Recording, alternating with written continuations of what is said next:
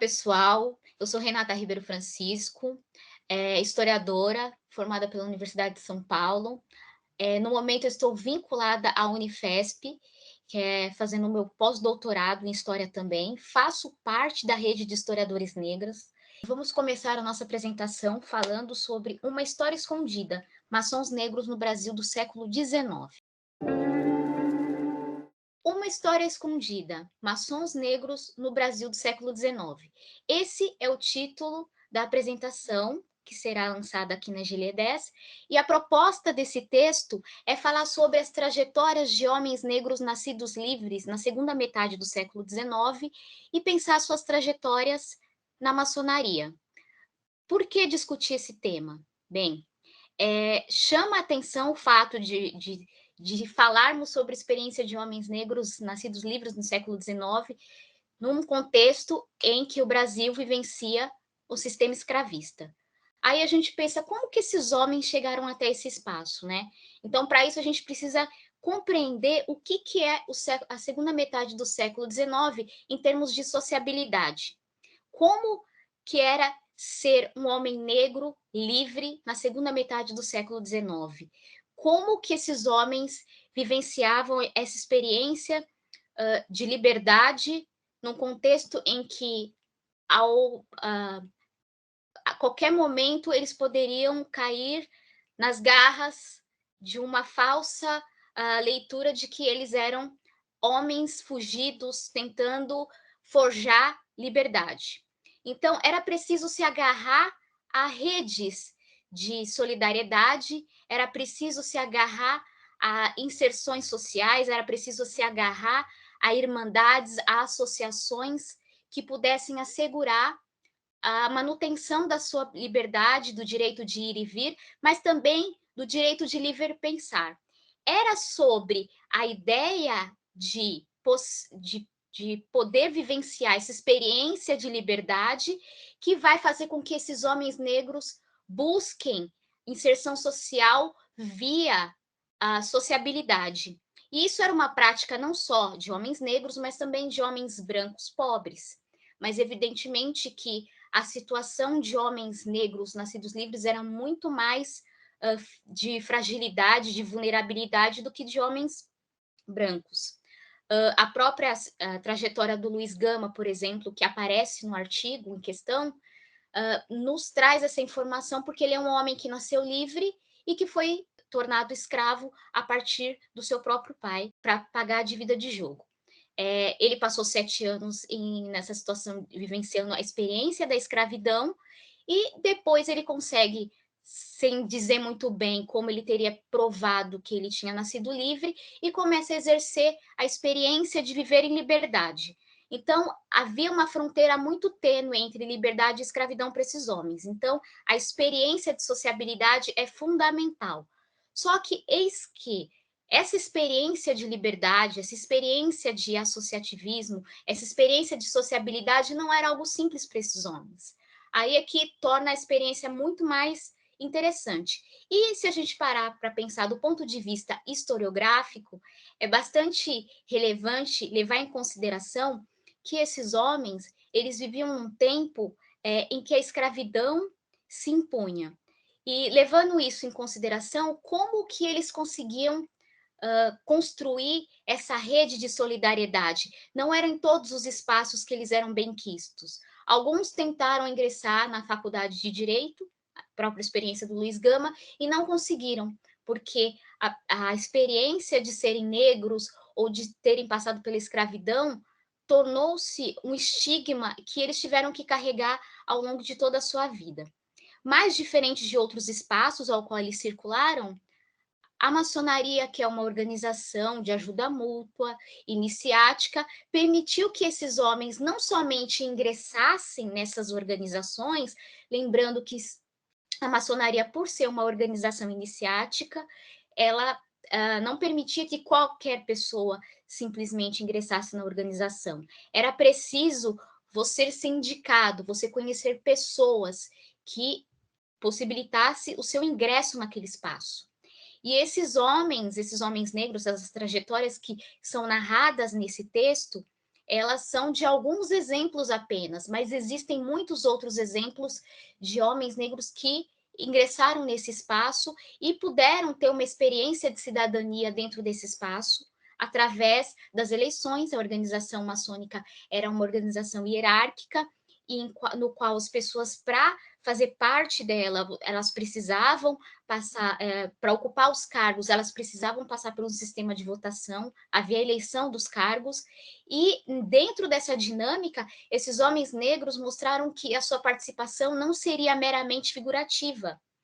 A gente encontra a trajetória desses homens, né? A gente narra a trajetória desses homens e percebe que eles não somente fizeram parte dessa organização, mas eles a movimentaram, ocupando cargos de grande relevância.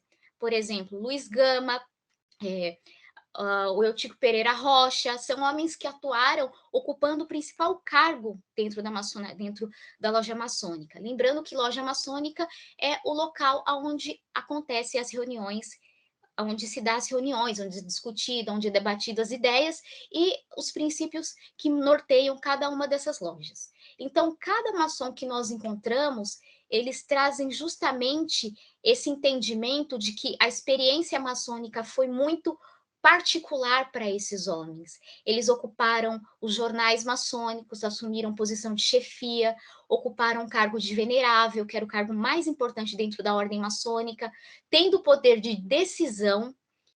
Nós temos a própria experiência do Joaquim Saldanha Marinho, que chama muito a atenção, porque ele não só foi maçom, foi iniciado e teve cargo importante, como ele criou uma ordem maçônica.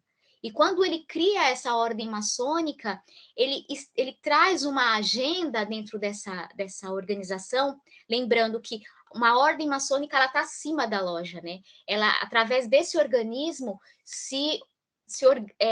você constitui uma série de lojas, e cada loja que se vincula a essa ordem, ela vai ter que seguir todos os ritos, toda essa agenda que é proposta pela ordem maçônica. Então, Saldanha Marinho, dentre vários outros espaços ao qual ele transitou, ele é um personagem muito interessante, porque ele foi deputado, ele participou da elaboração do Manifesto Republicano, ele foi um homem muito ativo. E a identidade racial dele aparece em diferentes momentos dentro da maçonaria. Ele, por exemplo, vai instituir dentro da sua ordem que homens libertos possam fazer parte da maçonaria. Ele vai instituir essa regra em 1876, e é uma regra que só existiu dentro da ordem na qual ele ocupou o cargo mais importante e da qual ele foi fundador em 1863. Então, dentro dessa ordem, tem toda uma agenda em benefício, em interesse dos homens negros. E vale destacar que a maçonaria não permitia que libertos fossem iniciados. Então, ele não só criou uma ordem específica, como ele instituiu suas próprias regras e rompeu com algum dos princípios maçônicos com o intuito de incorporar esse grupo. Então, as trajetórias que vão sendo abarcadas nesse cenário, elas nos oferecem a possibilidade de pensar qual era o lugar do homem negro livre na segunda metade do século XIX. A bem da verdade é que, à medida em que a gente vai analisando essa documentação, a gente percebe que dentro da maçonaria esses homens conseguiram, diferente dos outros espaços de sociabilidade, construir suas próprias agendas. O Luiz Gama, dentro da Loja América, no período em que ele ocupou o cargo de venerável, ele movimentou a organização em benefício do aforreamento de escravizados. Ele, dentro da Loja América, havia uma comissão dedicada ao alforreamento de escravizados. As atas maçônicas da Loja América, elas trazem esses registros, todo um apelo do Luiz Gama para que essa sua agenda particular fosse se estendesse para dentro da maçonaria, e a maçonaria, ao mesmo tempo, servisse em alguma medida como um espaço de proteção para esses homens. Quando Luiz Gama se viu numa situação bastante complicada, em 1868, quando ele foi demitido do cargo de amanuense, a primeira coisa que ele vai, uma das primeiras falas públicas que ele faz é justamente para fazer sua autoafirmação, para dizer que ele é um maçom. E ele se sente protegido ao fazer essa afirmação. Ele está externalizando que ele faz parte de uma irmandade, de uma organização que o protege. Lembrando que ali por volta da década de 1860 e 1870 é quando a maçonaria se consolida como um espaço muito importante dentro desses espaços, dentre esses espaços de sociabilidade.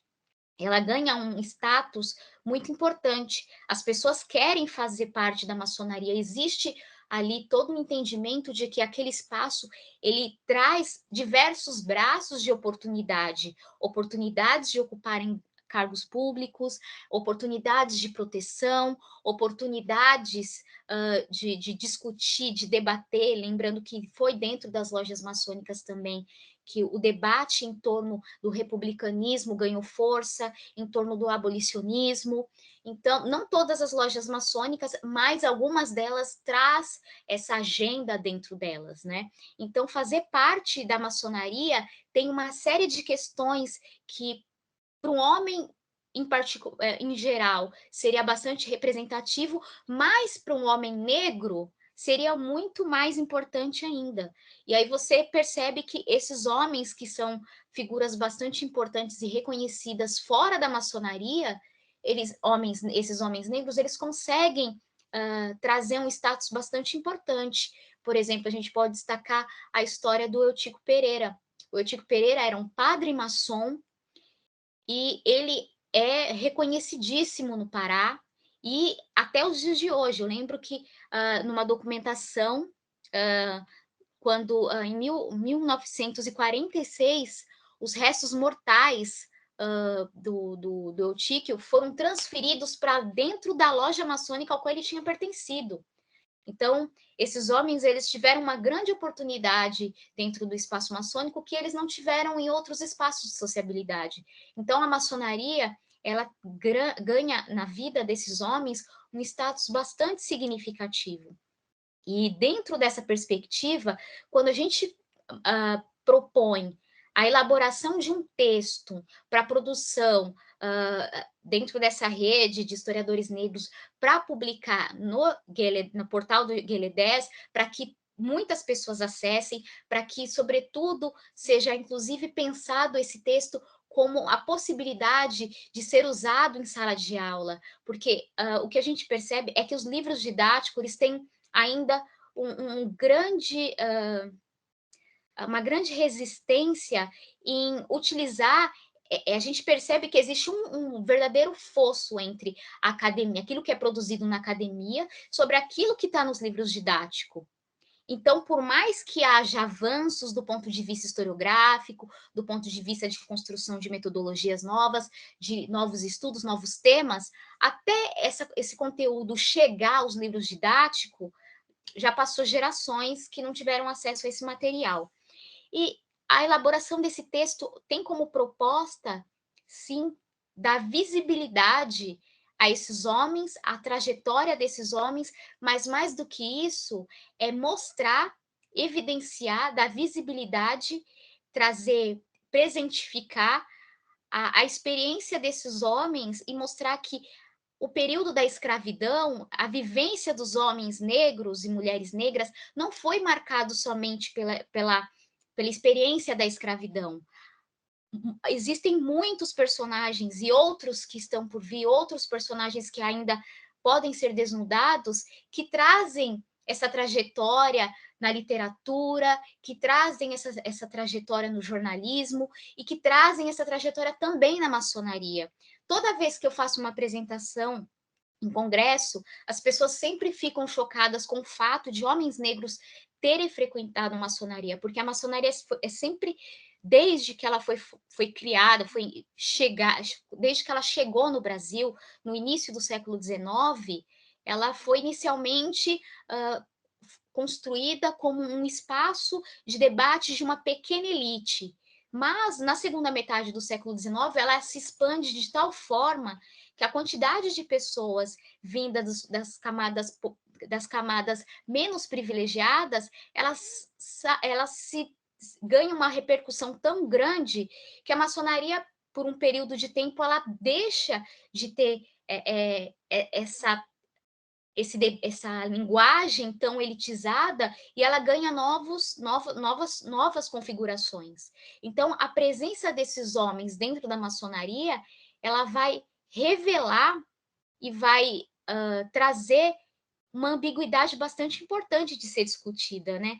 Esse senso de que a experiência de negritude, a experiência até o século XIX de homens negros é necessariamente marcada pela escravidão, é algo que a gente precisa quebrar. Então, a proposta do texto, do ponto de vista da história, do ensino, é justamente romper com esse entendimento e, sobretudo, pensar as experiências e como essas experiências estão sendo colocadas nos livros didáticos.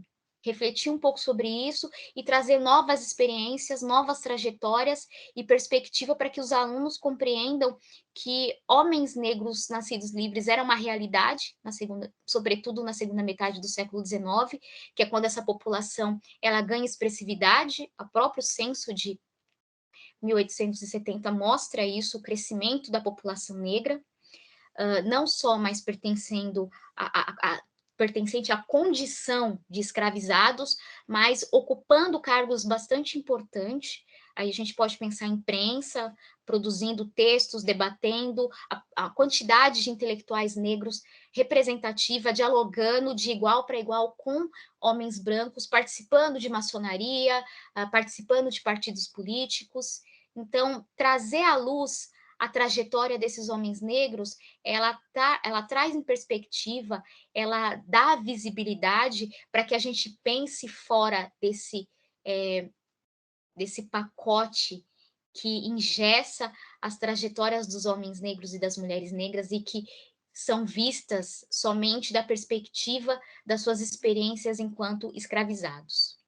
Então é isso, eu espero que vocês tenham gostado e que essa apresentação tenha instigado vocês a lerem o texto que está no portal e que está disponível aí nessa plataforma, e é isso. Eu agradeço aqui a oportunidade. Bom, nessa apresentação, a gente falou um pouquinho sobre a trajetória de alguns maçons e eu espero que vocês assistam o vídeo na plataforma do Cutne e leiam o texto na plataforma da GLE10. Eu agradeço a oportunidade de falar desse tema e até a próxima.